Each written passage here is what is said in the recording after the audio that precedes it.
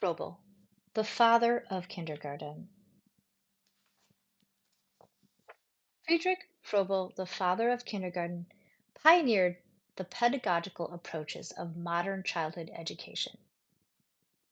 This presentation points to parallel educational philosophies between Montessori and Froebel. It will also highlight how some of Montessori's methods echo Froebel's ideas. Friedrich William August Froebel was a German pedagogue, born April 21st, 1782, and died June 21st, 1852.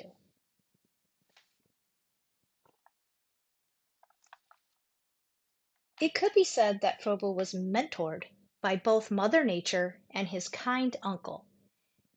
At the age of 17, Froebel said, "I could already perceive unity and diversity, the correlation of forces, the interconnection of all living things, life in matter, and the principles of physics and biology." As a young boy, the groundwork for perceptions like these were formulated in his backyard, the beautiful, ancient Thuringian forest, with its great mountains and dark valleys. Sadly, his mother died before his first birthday. Perhaps this early trauma encouraged him to take solace in Mother Nature for all of her wonder and mathematical genius.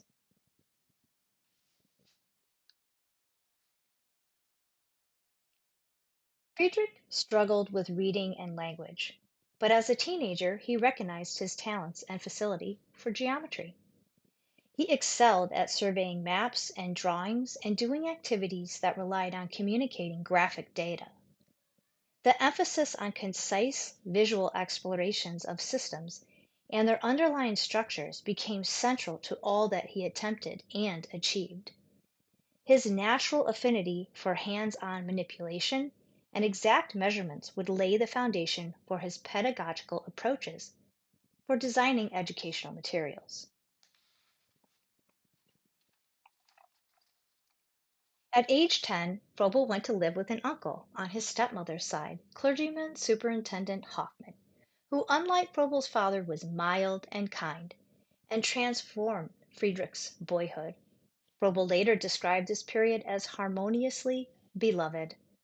Central to his educational philosophy is his relationship to the divine. In his book, The Education of Man, written years later, Froebel uses logic to explain that man perceives his external nature and simultaneously perceives his internal spirit, but actively living life unites the two. To him, in a way, unity is God and life is what is in God's mind. Froebel's body of work. Education for Froebel was an individual's consistent progressive adjustments to the world around them, by which they discover their true self. Froebel's curriculum covered four domains and four main principles to support it.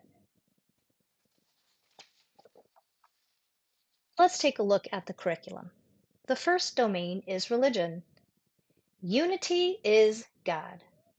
From an expert in a work of scholarship, Jacqueline Marinia explains how Froebel would understand religion in terms of an analysis of consciousness and its conditions.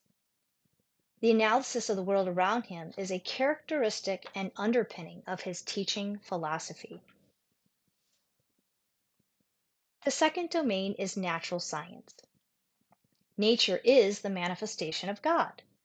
In this study of natural science, he also includes the importance of mathematics, which he believes links man's mind with the natural world.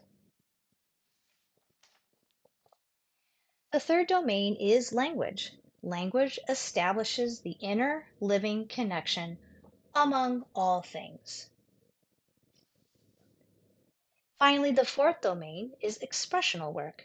This expression is of the soul and can be in the forms of singing, drawing, painting, modeling, acting, writing, storytelling. You get the idea.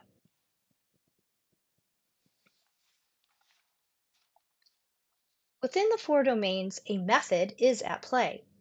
The method contains four basic principles: self-activity, play, social participation, and finally the principle of freedom. Let's take a closer look at the four principles. First is the principle of self-activity.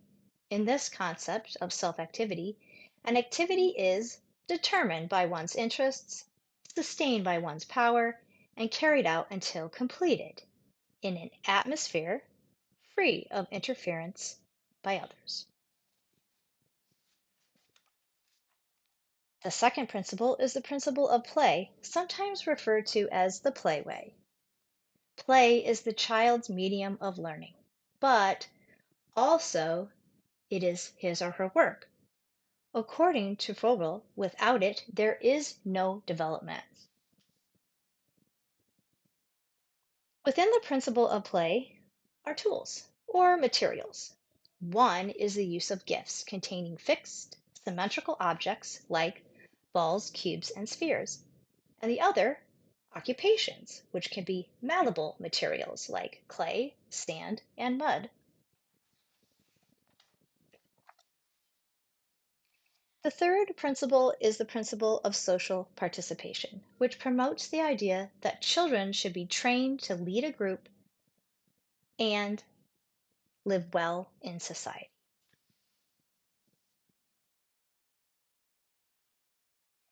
In the fourth principle, freedom is the expression of activities in educational development. Froebel was against memorization and thought children should be free from agendas, but also that they needed to understand their role within a community. With sound curriculum in place, a milestone was achieved in 1837, which gave a legacy name for what is to be for most of the world a child's first introduction to formal education. The first kindergarten or garden of children opened in Blankenburg, Germany in 1837, originally called the Child Nurture and Activity Institute. Froebel believed that children grow when nurtured much like plants in a garden. Although many of the original methods employed in Froebel's curriculum have been abandoned or reimagined, some of the most important philosophical ideas remain. We will highlight a few that still impact education. Froebel's contributions to education. One is the play-based learning, which emphasizes engaging activities using manipulatives. Two, a continued demonstration of how play is the natural language of children and essential for learning during developmental phases. Three, a demand from the field of education to allow a child to follow their natural inner drive, which connects them to their environment, and that education can be expressed as spiritual, joyful, and free. And four, educating the whole child, unifying the physical, intellectual, and emotional growth in children is dignified and respectful. Some of these same ideas are echoed in the methods of Montessori education. Let's take a look at some features that are aligned and a few that diverge, and how it may impact a teaching practice today. Although it is not known whether Montessori was actually aware of all Froebelian methods, still they have many things in common. According to Edwin Mortimer Standing, an assistant to Montessori for over 30 years, he was an enthusiastic admirer of Froebel and visited as many kindergartens as he could possibly find. After being introduced to Montessori, however, he felt that the aim of Froebel's education laid in the groundwork for Montessori's ideas to take root.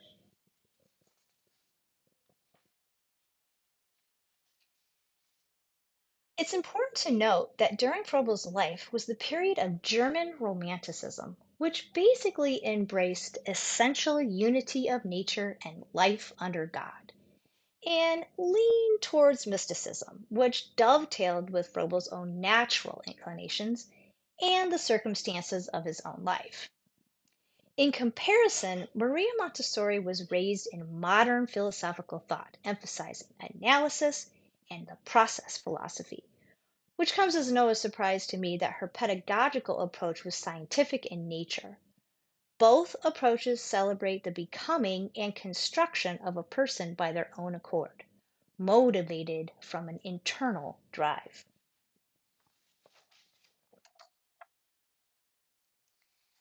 Looking at some overlapping themes,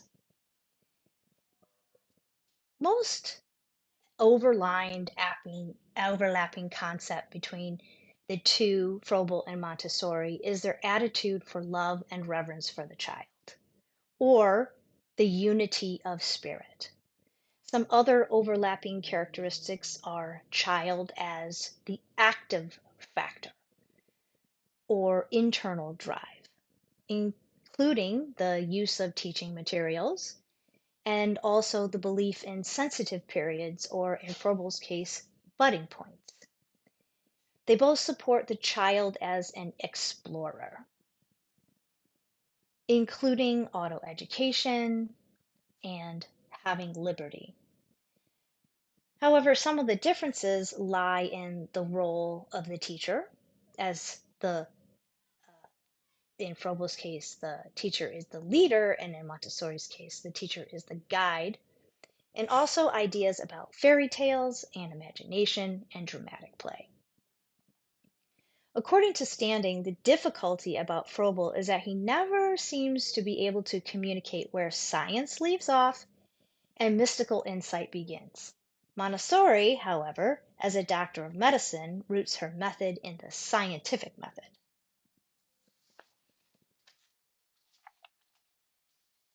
What are some of the opportunities for our teaching practices today?